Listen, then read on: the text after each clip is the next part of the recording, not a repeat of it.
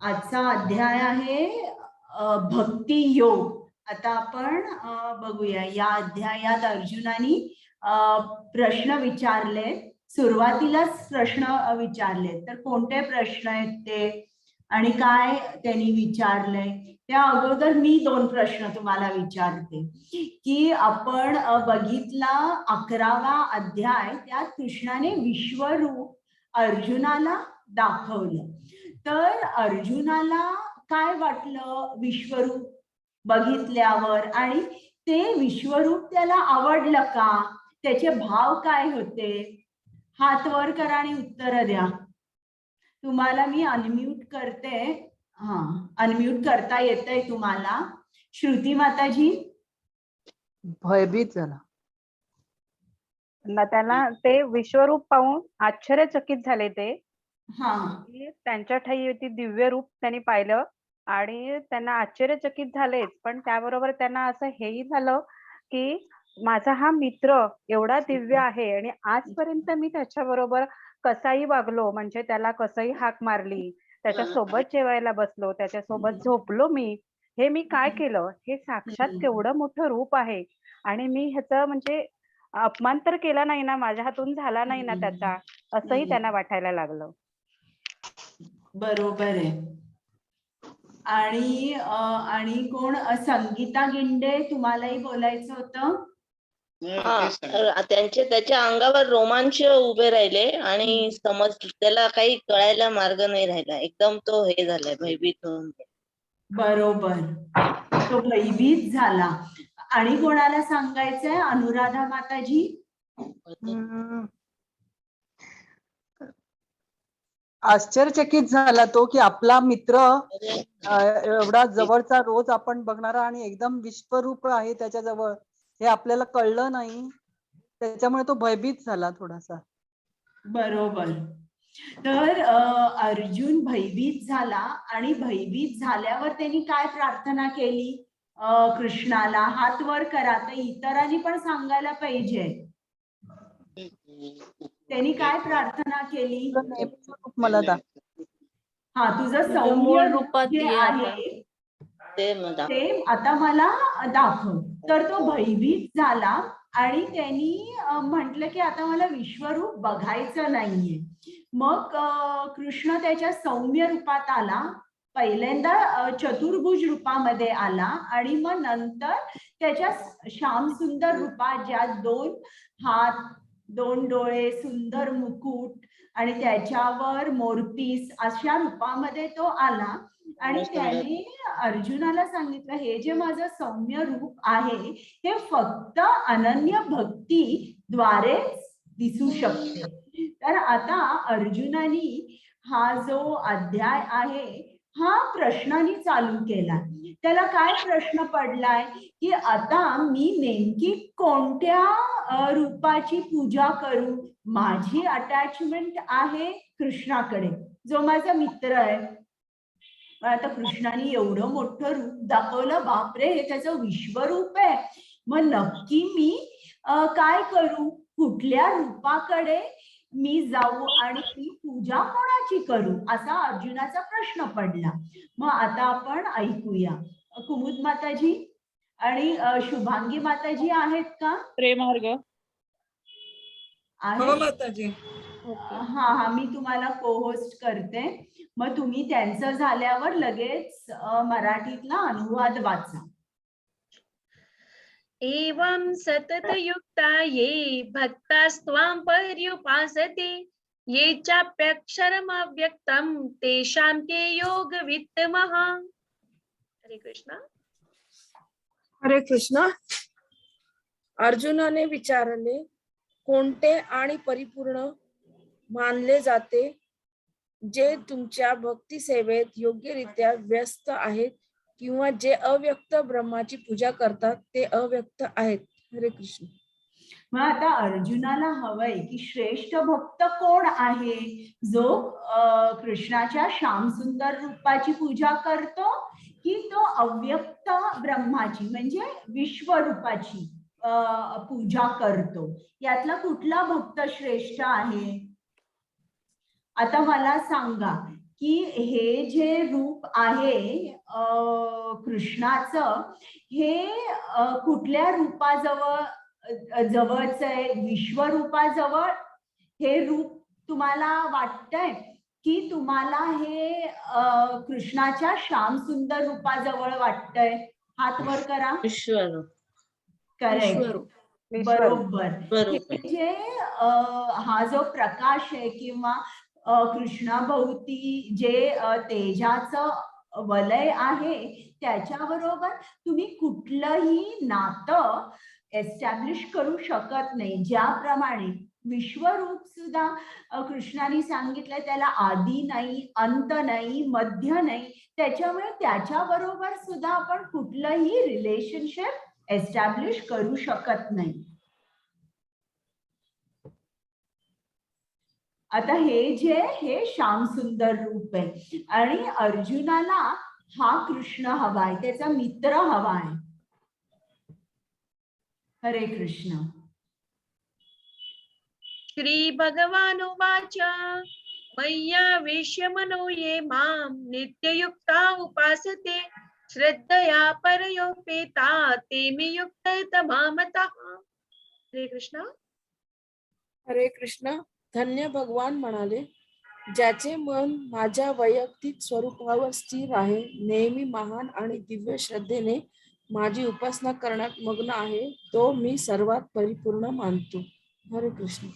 आता इकडे हा जो श्लोक आहे, जर तुम्हाला कोणीही म्हटलं की नाही मी कृष्ण वगैरे नाही, शक्ती आहे ती किंवा एक व्हायब्रेशन आहे, एक एनर्जी आहे आणि मी त्याची पूजा करतोय किंवा अहम ब्रह्मास्मी अशी म्हणणारी लोक असतात, तर त्यांना तुम्ही सांगू शकता. आता भगवद्गीता समजल्यावर कृष्ण काय सांगतो की ज्याचे मन माझ्या वैयक्तिक स्वरूपावर स्थिर आहे, त्याची जी आराधना आहे किंवा तो जो भक्ती योग करतो तो सर्वात परिपूर्ण आहे. कृष्ण इकडे सांगतोय की मी एक माझं स्वरूप आहे, मी सगुण आहे, माझंही रूप मानवासारखंच आहे पण ते दिव्य आहे आणि अशाच रूपावर माझ्या सगुण रूपाची तुम्ही पूजा करा. हे असा जो माझ्या सगुण रूपाची पूजा करतो तो श्रेष्ठ असतो. आता इकडे श्रील प्रभुपाद लिहितात की आपण बद्ध आहोत, बद्ध आत्मा आहोत आणि ठीक आहे, सगळं थिअरी आहे की मी हे शरीर नाही, मी आत्मा आहे. पण कितीही म्हटलं तरी जेव्हा आपण बद्ध आहोत तेव्हा आपल्याला तशी कल्पना करायला की मी आत्मा आहे, मी शरीर नाही, ते आपल्याला खूप अवघड जातं. आणि आपल्याला एक रूप असल्यामुळे आपण सुद्धा जेव्हा रूपाची पूजा करतो, सगुण रूपाची पूजा करतो, तेव्हा आपली जी भक्ती असते ती खूप सुलभ होते आणि आपण तसं इमॅजिन करू शकतो. विश्वरूप किंवा ब्रह्मज्योती हे आपल्या कल्पनेच्या बाहेर आहे, त्याच्यामुळे आपली भक्ती त्या रूपावर स्थिर राहू शकत नाही. हरे कृष्ण. शुभांगी माताजी. हरे कृष्ण. परंतु जे अव्यक्त इंद्रियांच्या जाणीवेच्या पलीकडे असलेले सर्वव्यापी, अकलनीय, स्थिर आणि अस्तार निरनिराळ्या इंद्रियांवर नियंत्रण ठेवून आणि सर्वांसाठी समान रीतीने वागून परमसत्याच्या अव्यक्त संकल्पनेची पूर्ण पूजा करतात, सर्वांचे कल्याण करणारे असे लोक शेवटी माझी प्राप्ती करतात. हरे कृष्ण. म्हणजे इकडे आपल्याला कृष्ण काय सांगतोय की दोन्ही तऱ्हेने तुम्ही माझ्या सगुण रूपाची पूजा करा अथवा तुम्ही माझ्या निर्गुण रूपाची पूजा करा, म्हणजे ब्रह्मज्योती, विश्वरूप, हे जे तुम्ही सगुण किंवा निर्गुण दोन्हीचीही जरी तुम्ही आराधना केली तरी शेवटी तुम्हाला माझी प्राप्तीच होणार आहे. पण कृष्ण आता पुढच्या श्लोकामध्ये सांगतो की सुलभ मार्ग कोणता आहे. हरे कृष्ण. हरे कृष्ण. क्लेशोऽधिकतरस्तेषाम् अव्यक्तासक्त चेतसाम् अव्यक्ता हि गतिर्दुःखम् देहवद्भिरवाप्यते. हरे कृष्ण. हरे कृष्ण. ज्यांचे मन परमात्म्याच्या अव्यक्त वैशिष्ट्यांशी संलग्न आहे त्यांच्यासाठी प्रगती खूप त्रासदायक आहे. त्या अनुशासनात प्रगती करणे जे मूर्त स्वरूप धारण करतात त्यांच्यासाठी नेहमीच कठीण असते. आता इकडे तुम्ही बघताय एक माणूस आहे आणि तो प्रकाशावर ध्यान करतोय, निर्गुण रूपावर तो ध्यान करतोय. त्याला सुद्धा कृष्णाची प्राप्ती होईल, पण कशी होईल ती अनेक जन्मांनी होईल आणि हे कष्टदायक आहे, सोपं नाहीये. आपल्याला वाटतं तितकं सोपं नाहीये. तर इकडे एक सुंदर उदाहरण श्रील प्रभुपाद देतात. तर त्याला मार्जार मर्कट न्याय असं म्हणतात. आता तुम्ही बघितलं असेल डिस्कव्हरी चॅनल मध्ये, जेव्हा एखादं माकड एका झाडावरून दुसऱ्या झाडावर उडी मारतं, तर ती जी माकडाची आई असते ती काय करते, आपल्या पिल्लाला घेते आणि ते पिल्लू तिच्या पोटाला घट्ट पकडून राहतं आणि एका झाडावरून दुसऱ्या झाडावर ती उडी मारत असते. तिचे हात वर असतात, ती पिल्लाला धरू शकत नाही. आणि त्याच वेळेला जर पिल्लानी आपले ते हात सोडले त्याचे आणि खाली दरी आहे तरी देखील ती आई काही करत नाही, ते पिल्लू दरीत पडतं आणि मरतं. तर हे एक झालं. आणि दुसरं म्हणजे मांजर काय करतं, त्याची पिल्लं असतात आणि त्याला वाटलं की जवळपास साप आहे आणि माझ्या पिल्लांना येऊन खाईल, तर ते अगदी अलगदपणे त्या पिल्लांना आपल्या जबड्यामध्ये पकडतं आणि सुरक्षित ठिकाणी ठेवतं. तर इकडे जसे ते अव्यक्ताचे किंवा निर्गुण रूपाचे जे ध्यान करतात ते त्या माकडाच्या पिल्लासारखे असतात. त्यांना कृष्ण स्वतःहून मदत करत नाही. त्यांना जे काय ते करतात ते स्वतःच बळेच त्यांना करावं लागतं. स्वतःचे कष्ट खूप असतात, त्यांना कृष्ण मदत करत नाही. पण भक्त कसा असतो, कृष्णाचं एक नावच आहे ना भक्तवत्सल. कृष्ण कसा असतो, तो भक्तांना पावलोपावली मदत करतो, जणू काय एक आई आणि बाळ. तर आई किती, बाळाला भूक लागली, आई रात्री उठते आणि बाळ रडायला लागलं, आई त्याला कडेवर घेते. तर त्याप्रमाणे कृष्ण भक्तासाठी 24/7 अवेलेबल असतो. पण जे निर्गुण रूपावर ध्यान करतात ते स्वतः एकटेच असतात, त्यांना कृष्णाची मदत मिळत नाही. आणि हे कसं आहे, निर्गुण रूपावर ध्यान म्हणजे तुम्ही प्रकाशावर ध्यान करता किंवा साऊंड म्हणतात ना की नाद किंवा गॉड इज व्हायब्रेशन असंही म्हणतात ना. तर त्याच्याबरोबर आता तुम्ही मला सांगा की प्रकाश असेल किंवा एखादा नाद असेल तर तुम्ही त्याच्यावर कुठली रिलेशनशिप एस्टॅब्लिश करू शकता का, सांगा. नाही. बरोबर आहे. तुम्ही त्याच्याबरोबर कुठलीही रिलेशनशिप एस्टॅब्लिश करू शकत नाही. हा मार्ग खूप अवघड असतो. आणि इकडे आणि एक उदाहरण दिलंय. तर एक माणूस असतो आणि त्याचं लग्न झालं असतं आणि खूप पूर्वीची गोष्ट आहे. तर तेव्हा लग्न कशी व्हायची म्हणजे असं, तो मुलगा मुलगी भेटायचे नाही, असे आई वडील ठरवायचे आणि लग्न व्हायचं. आणि त्याला माहित पण नसतं की आपली बायको कुठे राहते, गाव वगैरे माहित असतं पण डिटेल मध्ये माहित नसतं. मग लग्न झाल्यानंतर काही महिन्यांनी ती बायको माहेरी जाते. मग याला बायकोची खूप आठवण येते म्हणून तो तिच्या गावात जातो. आता सगळ्यात सोपा मार्ग म्हणजे काय की गावात आपल्या सासऱ्यांचं नाव घ्यायचं आणि विचारायचं बाबा हे कुठे राहतात. तर असं न विचारता तो काय करतो, त्याच्या बायकोनी सांगितलं असतं की माझ्या वडिलांकडे खूप गायी आहेत आणि गावामध्ये तुला कुठलीही गाय दिसली ना तर तू ओळखच ती माझ्या वडिलांची आहे. तर त्याला हे माहित असतं म्हणून तो चालता चालता एका ठिकाणी त्याला खूप गायी दिसतात चरताना. मग तो म्हणतो आता ही गाय मला नक्कीच घेऊन जाईल माझ्या बायकोच्या घरी. म्हणून तो त्या गायीची शेपूट घट्ट धरतो आणि घट्ट धरल्या ती गाय घाबरते आणि जोरात पळायला लागते. पळायला लागल्यानंतर हा सरपटत जातो पण त्या गायीची शेपूट सोडत नाही आणि शेवटी एकदाचा तो घरी पोचतो. तर घरी पोचल्यावर ती बायको म्हणते काय झालं तुम्हाला, काय केवढं रक्त येतंय, केवढं लागलंय, तुमचा शर्ट सुद्धा फाटलेला आहे आणि सगळा चिखल लागलेला आहे, काय झालं.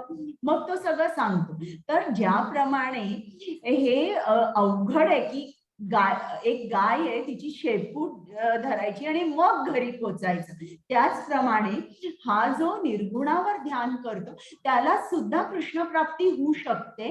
पण त्यात क्लेश फार आहेत, अवघड आहेत, कष्ट आहेत. हरे कृष्ण. हरे कृष्णा. ये तो सर्वाणि कर्माणि मयि सन्न्यस्य मत्परः अनन्येनैव योगेन मां ध्यायन्त उपासते तेषामहं समुद्धर्ता मृत्यु संसार सागरात् भवामि न चिरात् पार्थ मय्यावेशित चेतसाम्. हरे कृष्णा. हरे कृष्ण. जो माझी उपासना करतो, आपले सर्व कार्य माझ्यासाठी सोडून देतो आणि विचलित न होता माझ्यामध्ये एकनिष्ठ असतो, भक्ती सेवेत मग्न असतो आणि सदैव माझे ध्यान करतो, ज्याने आपले चित्त माझ्यावर केंद्रित केले आहे, हे पृथापुत्र ज्याच्यासाठी मी चपळ आहे, जन्म आणि मृत्यूच्या महासागरातून मुक्त करणारा. हरे कृष्ण. आता इकडे कृष्ण आपल्याला सांगतो की तुम्हाला जर माझी प्राप्ती हवी आहे तर तुम्ही भक्ती करा. तो अगदी सुलभ मार्ग आहे आणि भक्तीमध्ये सुद्धा कृष्ण आपल्याला मल्टिपल चॉईसेस देतो. मुलांना परीक्षा असते ना MCQs, मल्टिपल चॉईस क्वेश्चन्स, तर त्याच्यामध्ये काय एकच बरोबर असतं आणि बाकीचे 3 ऑप्शन्स चुकीचे असतात. पण इकडे ही जी मल्टिपल चॉईस भक्ती आहे ना, कृष्णाने सगळ्यावर टिक टिक टिक मारलंय. कृष्ण सांगतोय चॉईस तुमचा आहे, तुम्ही करू शकता आणि कुठल्याही तऱ्हेने तुम्ही माझ्याकडे येऊ शकता. आणि कृष्ण कसा असतो, अगदी भक्तवत्सल असतो. तो तर आपल्याला जन्म मृत्यू या चक्रातून तर सोडवतोच, पण त्याची भक्ती सुद्धा करत असताना आपल्या सगळ्या इच्छा पुरवतो.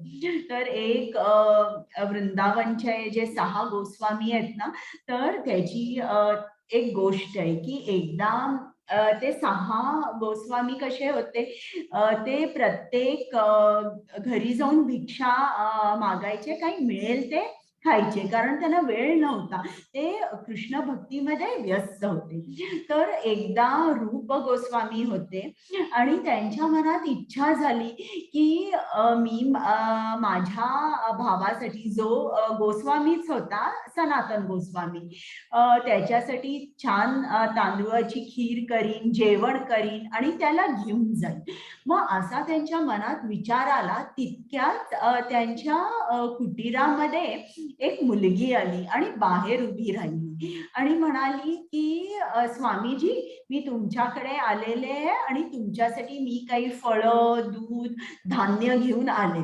तर त्याला खूप आनंद झाला आणि त्यांनी लगेच ते सगळं घेतलं साहित्य आणि मग त्यांनी खूप सुंदर स्वयंपाक केला आणि स्वयंपाक केल्यानंतर तो सनातन गोस्वामीकडे गेला, की जो त्याचा भाऊ होता, आणि त्याला सांगितलं की तू माझ्याकडे जेवायला ये, आज आपण कृष्णप्रसाद घेऊया, मी आज स्वयंपाक केलाय. मग सनातन गोस्वामी त्यांच्याकडे जातात आणि ते म्हणतात, पण इकडे या जंगलामध्ये कोण आलं होतं तुला द्यायला हे सगळं?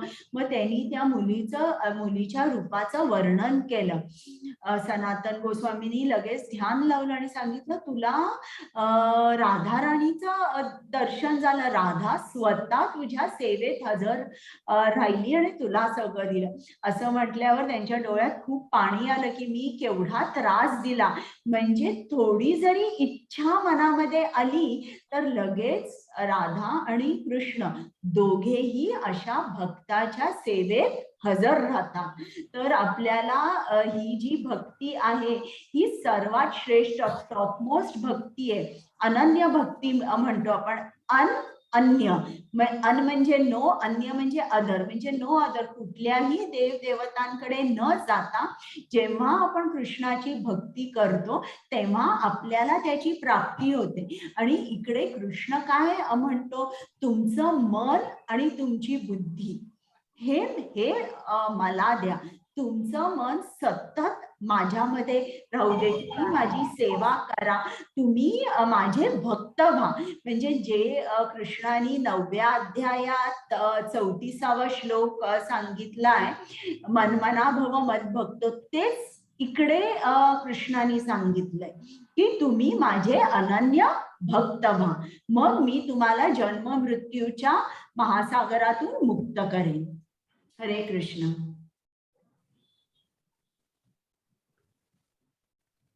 कुमुद हरे माताजी. कृष्णा. मैया एव मन, अरे हरे कृष्ण माताजी, माझ्या बुक मध्ये होतं कारण ते नाही कळत आहे. श्लोक क्रमांक कुठला आहे माताजी हा? हा मला वाटतं 6 आहे का बघा, 6 नाही तर 7. एक मिनिट माताजी, नाही 8वा आहे माताजी हा. 8वा. मय्येव मनादस्त्वं मयि बुद्धिं निवेशय निवसिष्यसि मय्येव अत ऊर्ध्वं न संशयः. 8वा आहे माताजी हा. हरे कृष्ण. तुझे चित्त माझ्यावर परम पुरुष भगवंतावर स्थिर करा आणि तुझी सर्व बुद्धी माझ्यामध्ये गुंतवून ठेवा. अशा प्रकारे तुम्ही माझ्यामध्ये निसंशयपणे राहाल. हरे कृष्ण. म्हणजे ही अनन्य भक्ती आहे. मन आणि बुद्धी दोन्हीही आपण कृष्णाला अर्पण करायची. मग ही जी बुद्धी आहे, बुद्धीने मन आपल्याला अर्पण करता येतं कृष्णाला. जर बुद्धी नसेल तर आपलं मन कसं इंद्रियांच्याच पाठीमागे, इंद्रियांचे विषय त्यांच्या पाठीमागे पळतं. मग बुद्धी जर आपल्याला मन कृष्णाला द्यायचं असेल तर त्यासाठी आपल्याला बुद्धी सबळ करावी लागते. आणि बुद्धी सबळ करण्यासाठी आता तुम्ही मला सांगा, आपला आज 12वा अध्याय चालू, तुम्ही काय काय कराल बुद्धी सबळ करण्यासाठी?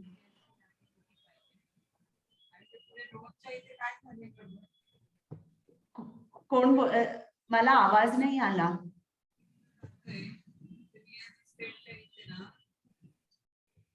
अनम्यूट होता येत आहे ना तुम्हाला? हो, मला सांगा, तुमची बुद्धी सबळ करण्यासाठी तुम्ही काय कराल? आता तुम्हाला मन द्यायचं आहे कृष्णाला.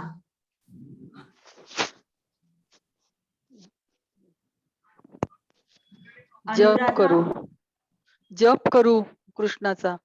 आणि काय कराल? ध्यान धारणा करू, कीर्तन आणि एकाग्र होऊ आणि लोकांमध्ये प्रसार करू. कृष्णाचा नेहमी विचार करायचा मनात. बरं. आणि आपल्याकडे असलेले ज्ञान दुसऱ्याला देण्याचा प्रयत्न करू. बरोबर. आणि त्याचा आनंद घेऊ. कृष्णालाही आनंद देऊ आणि आपणही त्याचा आनंद घेऊ. आता बुद्धी सबळ करायला तुम्ही सर्वांनी बरोबर सांगितलं, पण जप करायचा, संकीर्तन करायचं, सेवा करायची कृष्णाची, सगळं बरोबर आहे. पण सगळ्यात महत्वाचं म्हणजे आपण वाचलं पाहिजे, प्रवचन ऐकलं पाहिजे आणि शास्त्रात काय लिहिलंय हे जाणून घेतलं पाहिजे. मग आपण कुठलं शास्त्र वाचायचं, काय वाचायचं? श्रील प्रभुपादांनी लिहिलेली सगळी पुस्तकं वाचायची. त्यात मुख्यतः म्हणजे तुमचा भगवद्गीतेचा अभ्यास झाला आणि तुम्ही एकदा भगवद्गीता परत जशी आहे तशी पूर्ण वाचा. ती वाचल्यानंतर भागवतम, श्रीमद भागवतम चा जो ग्रंथ आहे तो पूर्ण वाचायचा. तुम्हाला त्यात काही शंका असतील तर तुम्ही त्या विचारायच्या. सिनियर डिवोटीज कोण असतील त्यांना विचारायच्या. तर वाचन म्हणजे एका अभ्यास झाला पाहिजे आणि दुसरं जप, सेवा, संकीर्तन, दान करायचं हेही झालं पाहिजे. म्हणजे हे दोन्ही जेव्हा तुम्ही करता तेव्हा तुमची बुद्धी सबळ होते आणि जेव्हा बुद्धी सबळ होते तेव्हा ती इंद्रियांचे जे विषय त्याच्या पाठीमागे मन पळत नाही आणि मन तुम्ही कृष्णार्पण करू शकता. हरे कृष्ण. हरे कृष्ण. अथ चित्तं समाधातुं न शक्नोषि मयि स्थिरम् अभ्यासयोगेन ततः मामिच्छामि तुम धनंजय. हरे कृष्ण. हरे कृष्ण. प्रिया, माझ्या प्रिय अर्जुना, हे संपत्तीच्या विजेत्या, जर तू विचलनाशिवाय माझे मन माझ्यावर स्थिर करू शकत नसेल तर भक्ती योगाच्या नियमबद्ध तत्वांचे पालन कर. अशा रीतीने माझ्यापर्यंत पोहोचण्याची इच्छा तुमच्यात निर्माण होईल. आता कोण म्हणेल कृष्णाला की बाबा मी काय तुला माझं मन देऊ शकणार नाही, माझी सगळी कामं कोण करणार आहे इकडची, हा संसार इतका मांडलेला आहे ते कोण चालवणार कोण आहे? मग कृष्ण म्हणतो बरं ठीक आहे, तुम्हाला अनन्य भक्ती करता येत नाही, तुम्ही साधना भक्ती करा. ही जी साधना भक्ती आहे त्याला अभ्यास योग पण म्हटलेला आहे. इकडे लिहिलंय बघा, अभ्यास योगेनं. तर साधना भक्ती किंवा अभ्यास योग म्हणजे काय? म्हणजे आपल्या गुरुंनी काय सांगितलंय ते सगळे नियम पाळायचे. त्यांनी सांगितलं आपल्याला 16 माळांचा जप करा, सकाळी लवकर उठा, मंदिरात सेवा करा, संकीर्तन करा, भगवद्गीता वाचा, भागवतम वाचा. त्याबरोबर त्यांनी आपल्याला 4 नियम दिलेले आहेत. मला कोण सांगू शकेल का की कुठले 4 नियम भक्तांनी पाळले पाहिजेत? संगीता माताजी.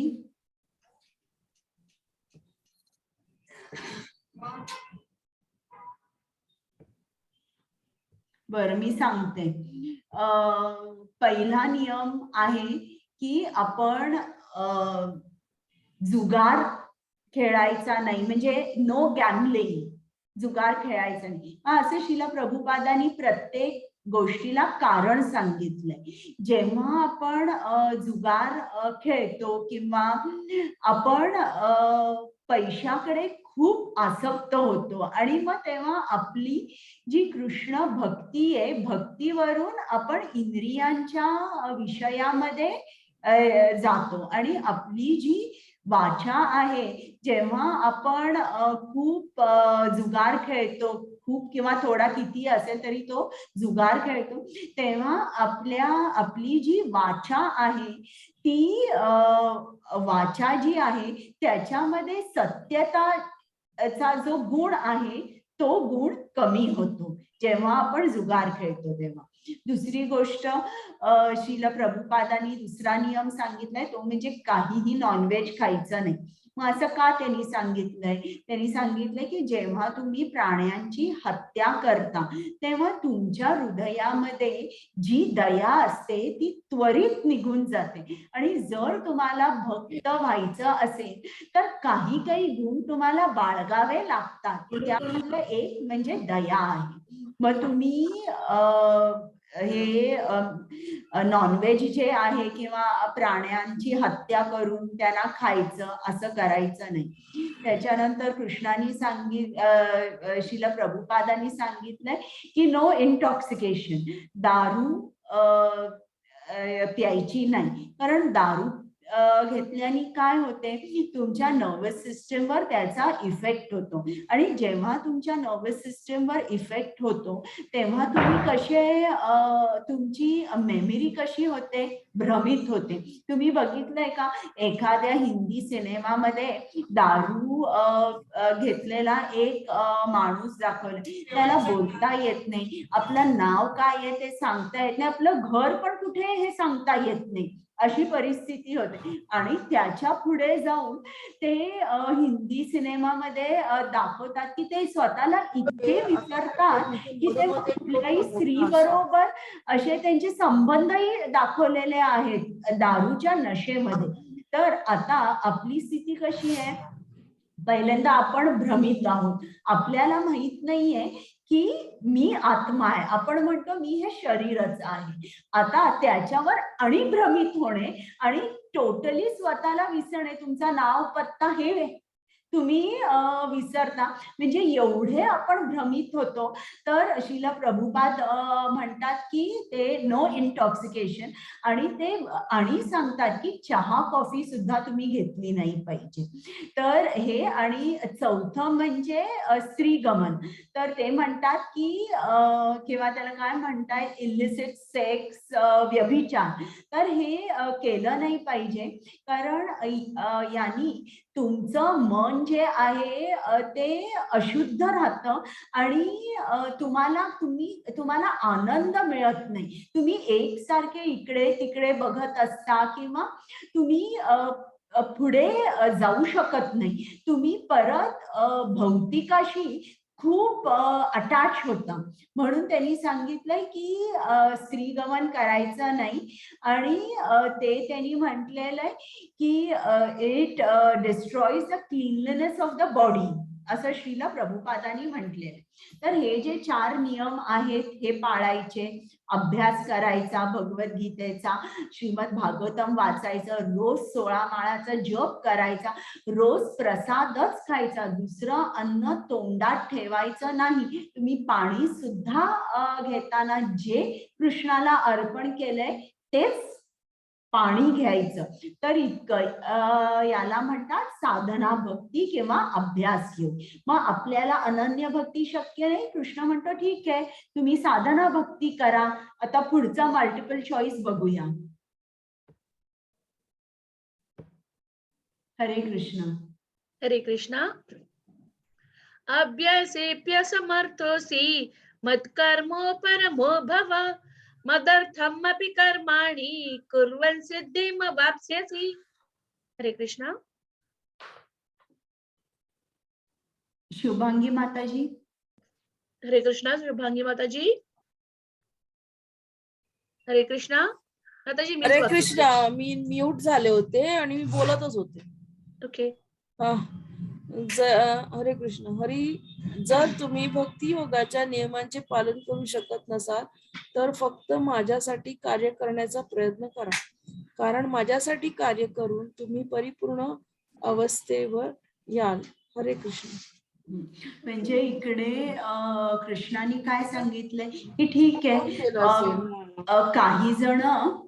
काही जण म्हणतात की मी साधना भक्ती सुद्धा करू शकत नाही, मला वेळच नाहीये भक्तीला, रोज 2-2 तास जप कोण करणार आहे, मला इतका वेळ नाहीये. मग कृष्ण काय म्हणतो की ठीक आहे तुम्ही साधना भक्ती करू शकत नाही तर तुम्ही निष्काम कर्म करा, तुम्ही माझ्यासाठी कर्म करा, ते जे फळ आहे ते मला अर्पण करा.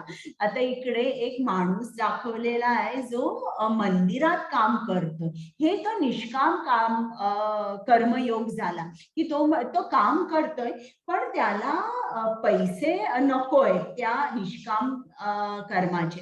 तर आपण हा कर्म कसा करू शकतो, जर समजा जर एक पती असेल आणि त्याच्या घरी त्याची बायको भक्त आहे किंवा इतर त्याचे आई वडील सुद्धा भक्त आहे, पण याला काही ती भक्ती रुचत नाहीये किंवा त्याला ती भक्तीमध्ये रुची नाहीये. मग तो काय म्हणू शकेल की बाबा माझी बायको माझे आई वडील भक्त आहेत ना, तर मी काय करीन, मी नोकरी करीन आणि माझे जे काय पैसे आहेत ते त्यांना कुठे जायचं असेल, कधी यात्रेला जायचं असेल किंवा त्यांना आणि कृष्ण सेवेसाठी ते पैसे हवे असतील, कुठे डोनेशन द्यायचं असेल, तर मी ते सगळे पैसे त्यांना देईन, मी माझ्यासाठी काही ठेवणार नाही. म्हणजे कृष्ण काय म्हणतो, तुम्हाला ते शक्य नाही ना, तर असं तरी करा तुम्ही. मग एखादा लहान मूल असेल, मग त्याला जर त्याच्या आईने सांगितलं की तू कृष्ण भक्ती कर, पण त्याचंही मन नाहीये त्याच्यामध्ये, तर मग त्याला सांग तू चांगला अभ्यास कर, मग मोठा झाल्यानंतर तू जे काय शिकशील तुला खूप काही कृष्णासाठी देता येईल. थोडं थोडं त्याला चांगल्या गोष्टी सांगून त्याचं मन कृष्ण भक्तीकडे वळवावं. कर्म जर त्याला भक्ती रुचत नसेल तर कर्माद्वारे तरी त्याला कृष्णाकडे नेलं पाहिजे. तर अशा तऱ्हेने आपण निष्काम कर्मयोग करू शकतो. हरे कृष्ण. हरे कृष्णा. हा माताजी, आता 9व्या अध्यायाचं हे आहे, हरकत नाही मी बोलते. नको, हा 9वा अध्याय आहे. नाही, हा 12वा आहे आपला, पण माताजी हा श्लोक त्याच्यातला आहे. बरं, 1 मिनिट, मग मी पुढे जाते, हे नंतर दाखवते मी. ओके. हा. अथैदप्य शक्नोसि कर्तुमद्योगम् आश्रितः सर्व कर्म फल त्यागम तत कुरु यतात्मवान. हरे कृष्णा. हरे कृष्ण. तथापि जर तुम्ही या जाणीवेने काम करू शकत नसाल, जर तुमच्या कामाचे सर्व परिणाम सोडून कार्य करण्याचा प्रयत्न करा आणि स्वतःची स्थिती निर्माण करण्याचा प्रयत्न करा. हरे कृष्ण. म्हणजे आता कृष्ण आपल्याला सांगतोय, जर तुम्ही निष्काम कर्मयोग माझ्यासाठी करू नका, तर तुम्ही काय करा की सकाम कर्म करा. म्हणजे ठीक आहे, तुम्हाला सर्व कर्म फलत्यागम, म्हणजे इकडे काय म्हटलंय, तुम्ही तुमच्या कर्माचं फळ काय आहे ते त्याग करा, पण ते त्याग तुम्ही मला केलं पाहिजे असं नाही, कारण तुमची अजूनही माझ्यामध्ये भक्ती निर्माण नाही झाली, पण तुम्ही लोकांच्या कल्याणासाठी सकाम कर्म करा. म्हणजे तो माणूस कसा असतो की त्याला काहीतरी हवं असतं, म्हणजे कसं म्हणा की मी अमक काहीतरी करतोय असं त्याला हवं असतं, भला तो निस्वार्थी करेल, म्हणजे जे काय त्याच्याकडे आहे तो सगळं दान करेल. सर्व कर्म फल त्याग, म्हणजे असं केल्याने काय होतं, जेव्हा तो फळाचा त्याग करतो तेव्हा त्याचं मन काय होतं, कृष्ण एकसारखा सांगतोय, तुमचं मन माझ्यामध्ये ठेवा, मन मना भव मद भक्तो. आणि इकडे सुद्धा जो पहिला श्लोक झाला त्यांनी सांगितलं, तुमचं मन आणि बुद्धी माझ्यामध्ये ठेवा, तुमचं मन मला द्या. मग आता ज्याचं मन फळामध्ये आसक्त आहे, कुठलंही कर्म केलं की आपण फळाचा विचार पहिल्यांदा करतो, मी केलं आता मला काय मिळणार, डायरेक्ट कॅल्क्युलेशन असतं आपलं. तर कृष्ण काय म्हणतो, जर तुम्ही असं कंटिन्युअसली अटॅच राहिला फळाकडे तर तुम्हाला काय मिळणार आहे, तुम्हाला काहीच मिळणार नाही. तुम्हाला जरी तुम्ही काही वाचलं, जप केला, तरी ते मन इतकं आसक्त आहे, त्यातून तुम्हाला फायदा काहीच होणार नाहीये आणि ज्ञान तुम्ही ऍब्सॉर्ब पण करू शकणार नाही. तर त्यासाठी तुम्ही असं कर्म करा, चांगलं करा, म्हणजे लोक कल्याणासाठी करा आणि त्या सगळ्या फळाचा त्याग करा. तुम्ही त्या फळाशी आसक्त राहू नका. मग असं केल्याने काय होईल, तुमचं मन शांत होईल. मग जेव्हा तुमचं मन शांत होईल तेव्हा तुम्ही ज्ञान मिळवू शकाल. ते ज्ञान तुमचं मन ऍब्सॉर्ब करू शकेल. आणि जेव्हा असं तुमचं मन ज्ञान मिळवेल तेव्हा मग तुम्ही पुढे साधना भक्ती करू शकाल. मग साधना भक्ती केल्यावर तुम्ही अनन्य भक्ती करू शकाल. म्हणजे मग तुम्ही डायरेक्ट अनन्य भक्तीपर्यंत पोहोचणं अवघड आहे. मग स्टेप वाईज तुम्ही असं करू शकाल. तुम्ही जे काय कर्म कराल त्या कामाचे सर्व फळ किंवा सर्व परिणाम सोडून तुम्ही ते कार्य करा. आता पुढे बघूया. हरे कृष्ण. हरे कृष्णा. एक सेकंड, मी इंग्लिश मध्ये मला वाचणं थोडं कठीण आहे. मी श्रेयो हि ज्ञानाभ्यासा ज्ञान ध्यानं विशिष्यते ध्यानात कर्मफल त्यागं सत्यागच्छान्तिरन्तरम्. हरे कृष्णा. हरे कृष्ण. जर तुम्ही ही प्रथा घेऊ शकत नसाल तर ज्ञानाच्या संवर्धनात स्वतःला गुंतवून घ्या. तथापि ज्ञानापेक्षा ध्यान श्रेष्ठ आहे आणि कर्मफलाचा त्याग हे ध्यानापेक्षा श्रेष्ठ आहे, कारण अशा त्यागामुळेच मन शांती प्राप्त होते. हरे कृष्ण. आता इकडे तुम्ही बघितलं, कृष्ण म्हणतोय की ठीक आहे, तुम्हाला अनन्य भक्ती जमत नाही, साधना भक्ती करा. साधना भक्ती जमत नाही, निष्काम कर्म करा. निष्काम कर्म तुम्हाला जमत नाही तर सर्व तुम्ही जे काय कर्म कराल त्या फळांचा त्याग करा. म्हणजे तुमचं मन स्थिर राहील. मग कोणाला तेही जमत नाही, आम्हाला हे काहीच जमत नाही, मग कृष्ण काय म्हणतोय, ठीक आहे तुम्ही ज्ञान मिळवा, आपले ग्रंथ आहेत ते वाचा, तुमच्या तिकडे इतर भक्तांकडून किंवा गुरूंकडून ते समजून घ्या. पण ज्ञानापेक्षा श्रेष्ठ काय आहे? ध्यान. तुम्ही ध्यान करा. ध्यानाहीपेक्षा श्रेष्ठ काय आहे की जे काय तुमच्याकडे आहे ते सगळं तुम्ही मला अर्पण करा. म्हणजे कृष्ण काय सांगतोय, तुम्ही फळाचा त्याग करा. आणि एकसारखा कृष्ण सांगतोय की फळाचा त्याग करा. का सांगतोय? कारण फळाचा त्याग केल्यानंतर मनशांती मिळते आणि मनशांती ज्याला असते तोच ज्ञान घेऊ शकतो. म्हणजे ज्याप्रमाणे मी अगोदर पण एका अध्यायात सांगितलं होतं की एका मुलाला आई अभ्यासाला बसवते, पण त्या मुलाचं सगळं लक्ष खाली आहे जिकडे त्याचे मित्र खेळतात आणि त्याला आवाज येतो. आता हा मुलगा याचं मन काय आहे, सगळं लक्ष खेळण्यात आहे, त्याच्यामुळे अभ्यास केला तर त्याचा अभ्यास होणार नाही. त्याचप्रमाणे आपलं सुद्धा असंच आहे, जोपर्यंत आपण फळाचा त्याग करत नाही तोपर्यंत आपलं मन कॅल्क्युलेटिंग ऑलवेज की मला काय मिळणार आहे, ऑलवेज हे कॅल्क्युलेशन. कुठलंही कर्म करा आपलं एक कॅल्क्युलेशन असतं, याच्यातून मला काय मिळणार आहे. अगदी तुम्ही बघितलं की आई मुलाचं नातं सुद्धा जे असतं ते 3 महिन्यापर्यंतच शुद्ध आहे. म्हणजे आई काहीही एक्सपेक्ट करत नाही. जरा मूल वाढायला लागलं की आई म्हणते अरे सारखं मला त्रास देत आहे, सारखं काही ना काहीतरी हवं असतं या मुलाला.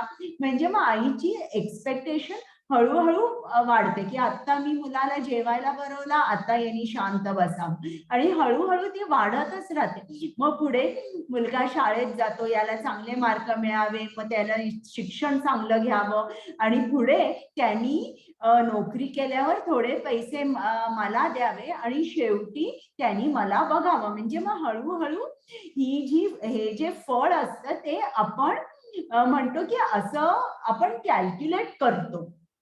म्हणजे जेव्हा आपल्याला कुठलंही कर्म करतो तेव्हा फळ आपण ऑलवेज आपलं माइंड कॅल्क्युलेटिंग असतं. तर हे जे कॅल्क्युलेशन आहे हे कधी थांबेल? जेव्हा आपण सगळी फळं कृष्णाला देऊ तेव्हा थांबेल. आणि मनशांती प्राप्त झाल्याशिवाय आपण पुढे प्रगती करू शकत नाही. म्हणून कृष्णाने दुसऱ्या अध्यायापासून मनावर खूप त्यांनी सांगितलंय माइंड कंट्रोल कसं करायचं. मग त्याच्यात त्यांनी सीताधीर मुनीचं सांगितलंय. मग असं करून प्रत्येक अध्यायात मनावर खूप कृष्णाने सांगितलेलं आहे की तुमचं मन स्थिर हवंय. आता पुढे कृष्ण आपल्याला सांगणार आहेत की त्याला कुठला भक्त आवडतो. हरे कृष्ण. शुभांगी माताजी. हरे कृष्ण. जो मत्सर करणारा नसून सर्व प्राणी मात्रांच्या दयाळू मित्र आहे, जो स्वतःला मालक समजत नाही, जो खोट्या अहंकारापासून मुक्त आहे आणि सुख दुःखात समान आहे, जो सदैव समाधानी आहे आणि दृढ निश्चयाने भक्ती सेवेत व्यस्त आहे, ज्याचे मन आणि बुद्धी माझ्याशी एकरूप आहे, तो मला खूप प्रिय आहे. हरे कृष्ण. म्हणजे इकडे आपल्याला तुम्ही जर कुठलंही वाचलं, रामायण वाचलं किंवा तुम्ही भागवत वाचला ग्रंथ, तर त्याच्यामध्ये सगळ्या भक्तांमध्ये तुम्हाला हे सगळे गुण दिसून येतील की तो सर्व प्राणी मात्रांचा दयाळू मित्र आहे, खोट्या अहंकारापासून मुक्त. म्हणजे मी तुम्हाला गोष्ट सांगितली ना प्रताप रुद्रची की त्याला चैतन्य महाप्रभूंना भेटायचं होतं, पण चैतन्य महाप्रभूंनी त्यांच्या भक्तांबरोबर निरोप पाठवला की ते संन्यास आश्रमात असल्यामुळे ते कोणालाही भेटत नाही आणि राजाला तर नाहीच नाही. मग त्यांनी काय केलं, त्याला समजलं की हे जेव्हा रथयात्रा चालू होते तेव्हा त्यांना चैतन्य महाप्रभूचं दर्शन होऊ शकतं. म्हणून रुद्र प्रताप राजाने काय केलं, झाडू घेतला आणि रथ जिकडे चालला होता तर समोरचा रस्ता ते झाडत होते. का? कारण ते खोट्या अहंकारापासून मुक्त होते. तर हे जे सगळे गुण आहेत आपल्याला हे भक्तांमध्ये दिसतात. शुभांगी माताजी वाचा. हरे कृष्ण. ज्यांच्यासाठी कोणाचीही अडचण होत नाही आणि जो चिंतेने व्याकुळ होत नाही, जो सुख दुःखात स्थिर असतो, तो मला खूप प्रिय आहे. हरे कृष्ण. आता इकडे या स्लाइड मध्ये तुम्ही एक भागवतात हे याचं खूप सुंदर वर्णन आलेलं आहे. शंकर हे परम वैष्णव असतात, तर ते एकदा कृष्ण कथा सांगायला आरंभ करतात आणि पूर्ण ब्रह्मांडातले सगळे ऋषी मुनी सगळे येतात ती कथा ऐकायला. इकडे तुम्हाला नारद मुनी दिसतायत, इकडे व्यासदेव आहेत आणि मोठमोठे कृष्णाचे भक्त तल्लीन होऊन ऐकत असतात. आणि कृष्णाबरोबर त्यांची पत्नी सती पण असते आणि ती शंकराच्या मांडीवर बसलेली असते आणि हे सगळे भक्त मग्न असतात आणि हे आत्मिक स्तरावर असल्यामुळे ते अगदी रममाण झालेले असतात आणि कोणाचेही लक्ष जात नाही की सती शंकराच्या मांडीवर बसलेली. पण त्याच वेळेला आकाशातून विमानातून चित्रकेतू येतो आणि तो बघतो आणि तो स्मित करतो. तो स्मित का करतो की एवढे मोठे भक्त आलेत आणि एवढी सुंदर कथा चालू आहेत आणि शंकर हे सगळं सांगतायत, तर त्याला आनंद होतो आणि आनंदाने जरासा स्मित करतो तो. पण सती माताला असं वाटतं की मी शंकराच्या मांडीवर बसलेले म्हणून हा हसतोय आणि म्हणून सती माता चित्रकेतूला शाप देते की तू असुर होशील. आणि असा शाप दिल्यानंतर सुद्धा चित्रकेतू जो कृष्णाचा भक्त असतो तो जरा सुद्धा विचलित होत नाही, तो आनंदाने शाप स्वीकार करतो. आणि खरा वैष्णव असा असतो, त्याला माहिती असतं की जर कुठलाही मला शाप दिला तर त्याच्यात सुद्धा माझं कल्याण आहे, म्हणून तो शाप स्वीकार करतो. तर जो भक्त असतो तो सुख दुःखात स्थिर असतो. हरे कृष्ण. हरे कृष्ण. जो मत्सर करणारा नसून सर्व प्राणी मात्रांचा हा हे दयाळू झालंय आपलं. एक मिनिट.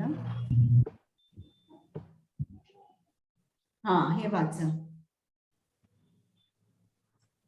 माझा भक्त जो सामान्य कार्यावर अवलंबून नाही, शुद्ध, तज्ञ, पर्वा न करणारा, सर्व वेदनांपासून मुक्त आणि काही परिणामांसाठी प्रयत्नशील नाही, तो मला खूप प्रिय आहे. हरे कृष्ण. म्हणजे इकडे कृष्ण आपल्याला काय सांगतोय की त्याचे जे भक्त आहेत, जे मुक्त आहेत, म्हणजे जे त्याच्या धामात आहेत किंवा जे बद्ध आहेत, म्हणजे आपण सगळे, हे सगळे जण कृष्णावर अवलंबून असतात. Always dependent on Krishna only. ते नेहमी कृष्णावर, ते कधीच म्हणत नाही की हे जे काय केलंय हे मी केलंय, म्हणजे ते करता कधीच नसतात. आणि असे जे भक्त असतात ते कृष्णाला खूप प्रिय असतात.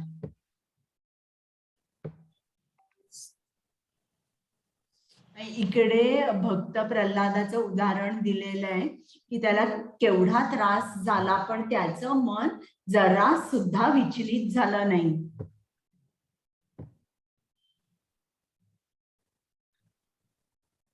हरे कृष्ण. हरे कृष्ण. ज्याला सुख किंवा दुःख समजत नाही, जो शोकही करत नाही आणि इच्छाही करत नाही, आणि जो शुभ आणि अशुभ दोन्ही गोष्टींचा त्याग करतो, तो मला खूप प्रिय आहे. हरे कृष्ण.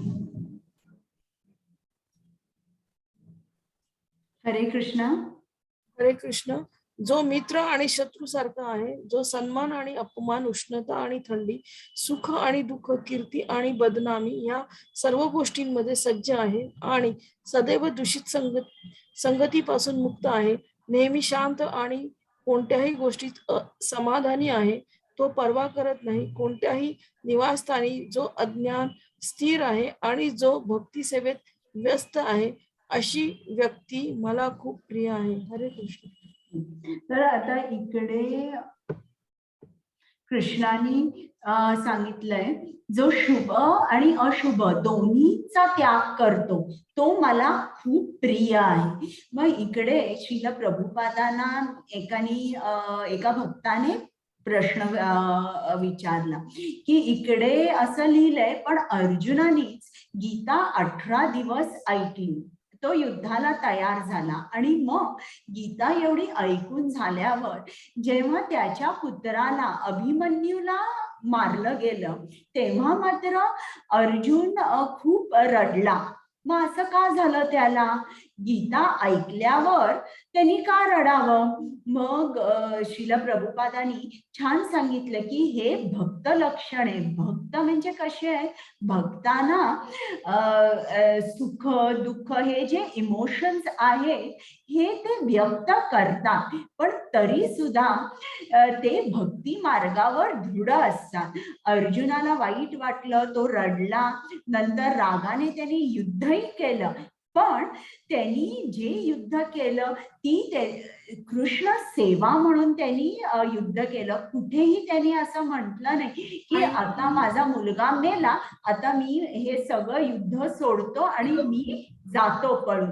नाही, त्यांनी कृष्णासाठी युद्ध केलं आणि कृष्णानेही त्याची समजूत घातली. तर जेव्हा आपण कृष्णाच्या आदेशानुसार चालतो तेव्हा नेहमी शुभच असतं. ते कधीच अशुभ गोष्ट घडू शकत नाही. तर आपल्याला हे लक्षात घेतलं पाहिजे की भक्त म्हणजे कधी कधी आपल्यामध्ये सुद्धा काही इमोशन्स येऊ शकतात, पण आपण कृष्ण भक्ती मार्गातून कधीही आपण जेव्हा हलत नाही तेव्हा आपण कृष्णाला खूप प्रिय असतो. कधी कधी होतं आपल्याही डोळ्यात अश्रू येतात, आपल्यालाही दुःख होतं, पण आपली जी भक्ती आहे किंवा आपला जो जप आहे किंवा आपली जी कृष्ण सेवा आहे त्यात खंड पडला नाही पाहिजे.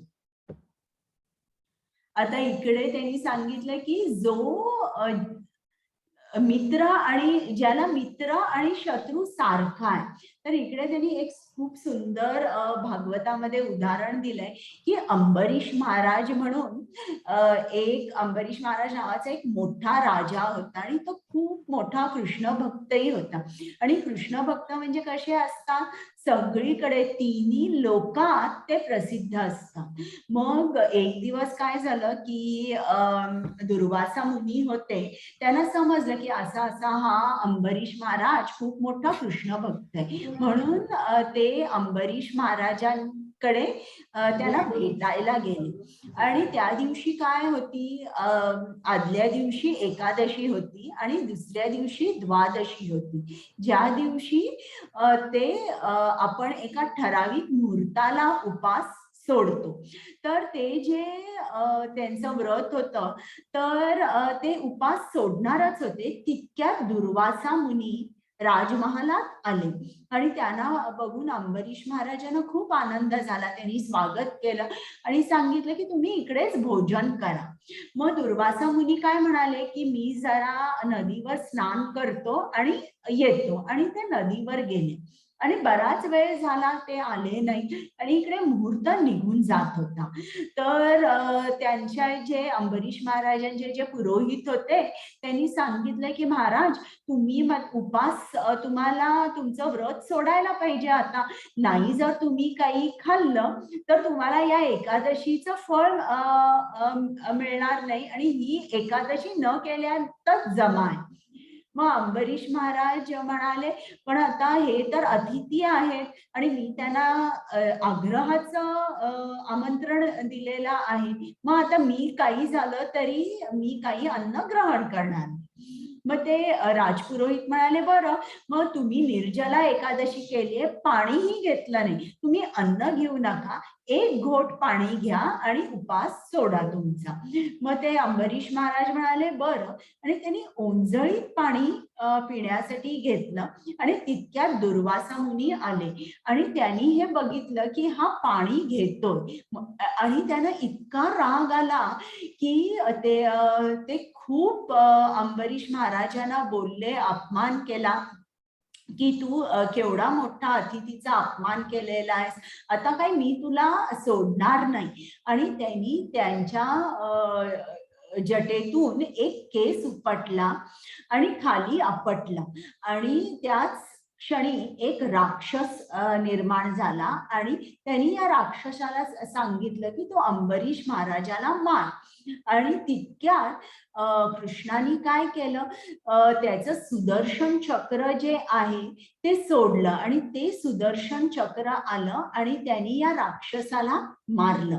आणि ते सुदर्शन चक्र आता दुर्वासा मुनीच्या पाठीमागे लागलं. दुर्वासा मुनी पुढे आणि ते चक्र पाठी. असे दुर्वासा मुनी पळत पळत ब्रह्माकडे गेले की तू ही सृष्टी निर्माण केलेली आहेस, तूच काहीतरी करू शकशील, या चक्राला थांबव. तर ब्रह्म म्हणाले की मी काय हे चक्र सोडलं नाही आणि हे माझंही नाहीये, त्याच्यामुळे मी थांबू शकत नाही. मग दुर्वासा मुनी पळत पळत शंकराकडे गेले आणि शंकराने तेच उत्तर दिलं की मी हे चक्र सोडलं नाही, हे कृष्णाने सोडलंय, तू कृष्णाकडे जा. मग दुर्वासा मुनी कृष्णाकडे गेले आणि कृष्णाला सांगितलं की तुम्ही काहीतरी करा या सुदर्शना चक्राबद्दल, नाहीतर मी ते मला मारेल. मग कृष्ण म्हणाले मीही काय करू शकणार नाही, काय एकदा सुदर्शन चक्र सोडलं की त्याचं काम झाल्याशिवाय ते परत येत नाही. पण एक गोष्ट आहे की तो अंबरीश महाराजांची जर माफी मागितली तर हे सुदर्शन चक्र परत येईल. म्हणून त्यांनी दुर्वासा मुनी पळत पळत अंबरीश महाराजांकडे आले, त्यांची क्षमा मागितली आणि क्षमा मागितल्यावर अंबरीश महाराजांनी त्यांना माफ केलं आणि सुदर्शन चक्राला सांगितलं तू जेथून आलास तेथेच परत जा. आणि असं हा जो भक्त असतो कृष्णाचा तो असा असतो, त्याला मित्र आणि शत्रू समान असतात. मान अपमान, उष्णता थंडी, सुख दुःख हे सगळं तो पूर्ण शांत असतो, त्याचं मन स्थिर असतं. त्याचं मन स्थिर का असतं, कारण त्याचं मन त्यांनी कृष्णाला दिलेलं असतं. त्याच्यामुळे हे आता शेवटचा श्लोक आहे. हरे कृष्ण. हरे कृष्ण. जे भक्ती सेवेच्या या अविनाशी मार्गाचे अनुसरण करतात आणि जे पूर्णपणे श्रद्धेने स्वतःला जोडून घेतात, मला सर्वोच्च ध्येय बनवतात, ते मला खूप प्रिय आहेत. हरे कृष्ण. तर आता इकडे एक खूप सुंदर गोष्ट दिली आहे. चैतन्य चरितामृतात ही गोष्ट आहे. एक खूप मोठे भक्त होते, बिल्वमंगल ठाकूर. तर हे त्यांच्या गत जन्मामध्ये मोठे कृष्ण भक्त होते आणि ते भागवत सप्ताह आयोजित करायचे आणि भागवत कथा झाली की रोज ते सगळे आलेल्या कृष्ण भक्तांना प्रसादाचं जेवण द्यायचे आणि खूप मोठे भक्त होते, भावभक्तीपर्यंत ते पोचले होते. आणि एक दिवस काय झालं, त्यांच्या लक्षात आलं की आपल्याला भागवत सप्ताह तर करायचा आहे, पण माझ्याकडे तितके पैसे नाहीये, मग कुठे पैसे मिळतात का म्हणून ते बघायला गेले. तर चालता चालता त्यांना एक स्मशानभूमी दिसली आणि त्या स्मशानभूमीत त्यांना एक शव दिसलं, ज्या शवावर खूप दागिने, सोने, चांदी, हिरे, माणके, पाचू होते.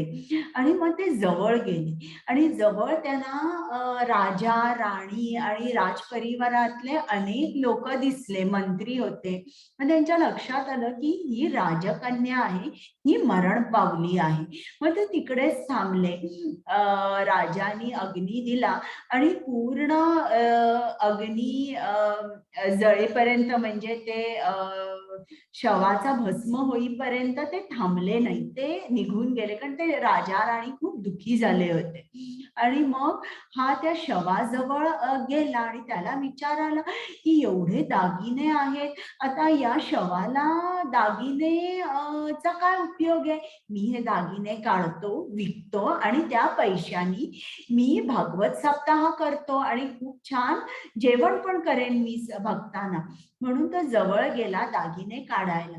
तितक्यात त्याला आवाज आला, त्या राजकन्येचा आवाज होता की तू माझे दागिने काढू नकोस, तुला जर पैसे हवे असतील तर तू माझ्या वडिलांकडे जा, त्यांना सांग मी तुला पाठवलंय आणि मी जिकडे झोपते तिकडेच उशीखाली उजव्या बाजूला एक पेटी आहे, ज्या पेटीत माझे खूप दागिने आहेत, हिऱ्याचे दागिने आहेत, सोन्याचे दागिने आहेत, मोत्याचे दागिने आहेत, ते सगळे दागिने घे, तू विक आणि तू तुझा भागवत सप्ताह कर.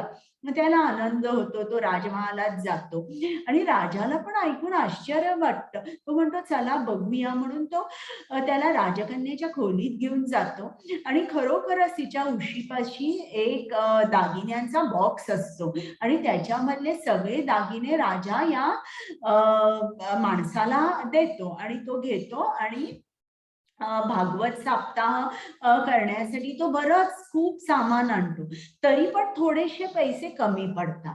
मग तो जातो आणि तिकडे गेल्यानंतर काही दागिने तिकडे असतात बरं का, तर हिऱ्याचे हार वगैरे. तर तो म्हणतो चला आता आपण हे घेऊनच टाकूया आणि तो घेतो.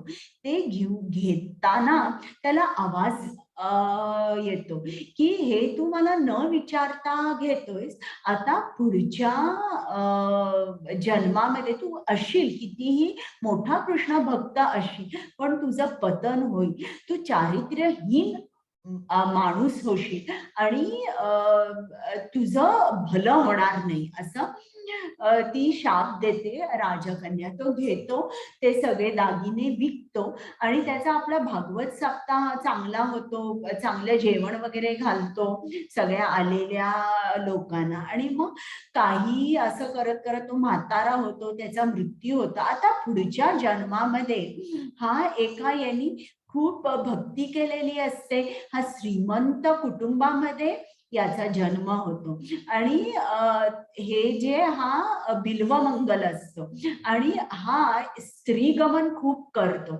आणि एक वेश्या असते जिचं नाव चिंतामणी असतं, तिच्याकडे तो खूप अटॅच्ड असतो, रोज तिच्याकडे जातो. आणि एके दिवशी काय होतं, त्याच्या वडिलांचं निधन होतं आणि मग श्राद्ध वगैरे करतो आणि तेव्हा उशीर होतो.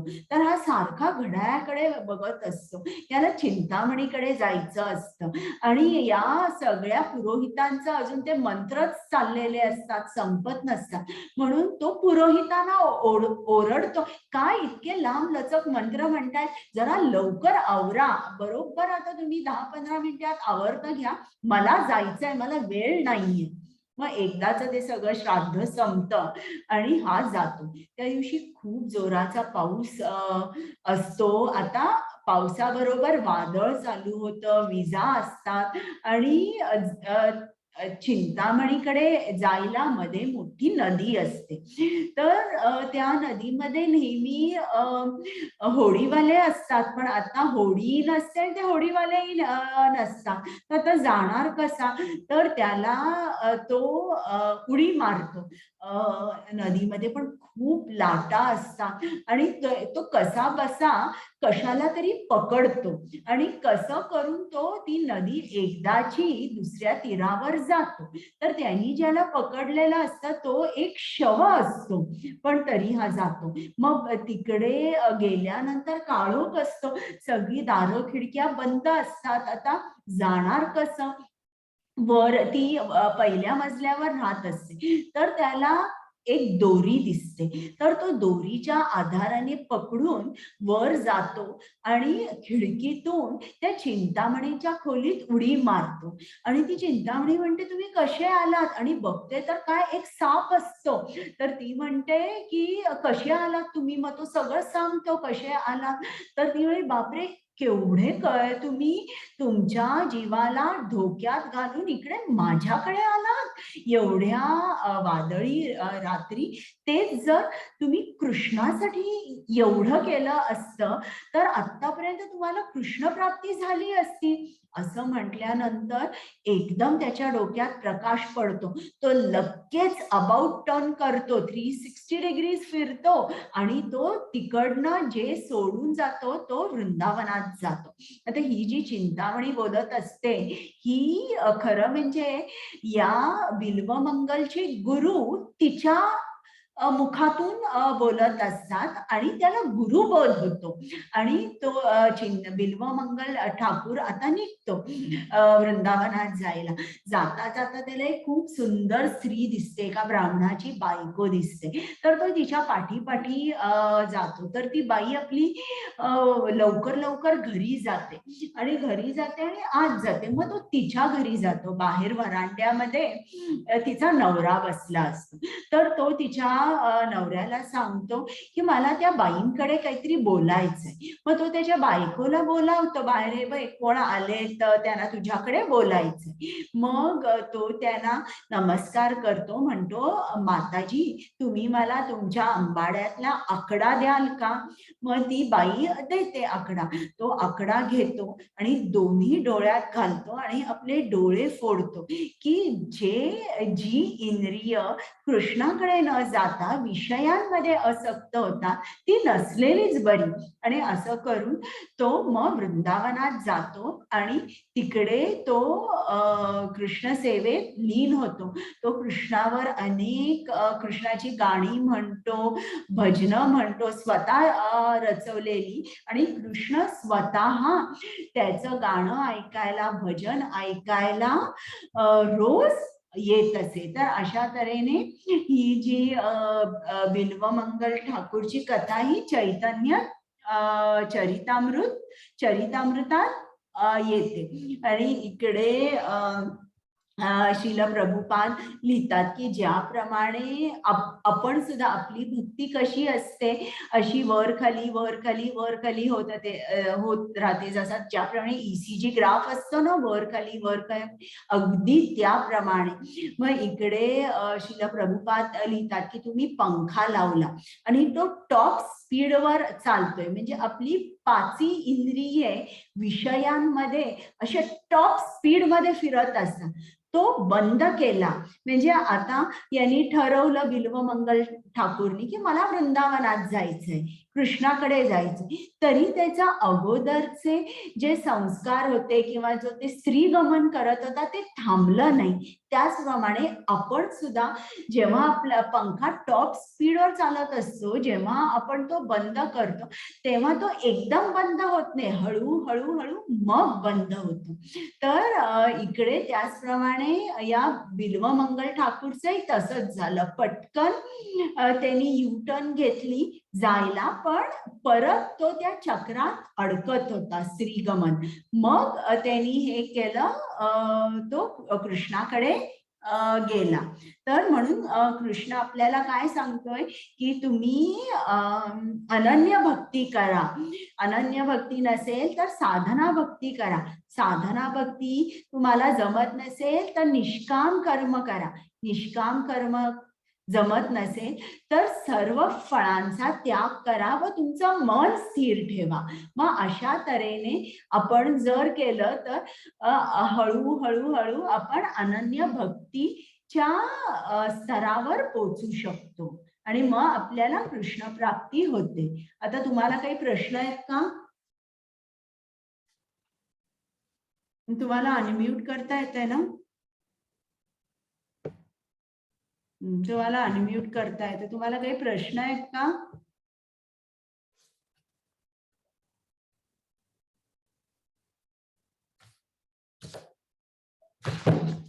तर तुम्ही विचारू शकता.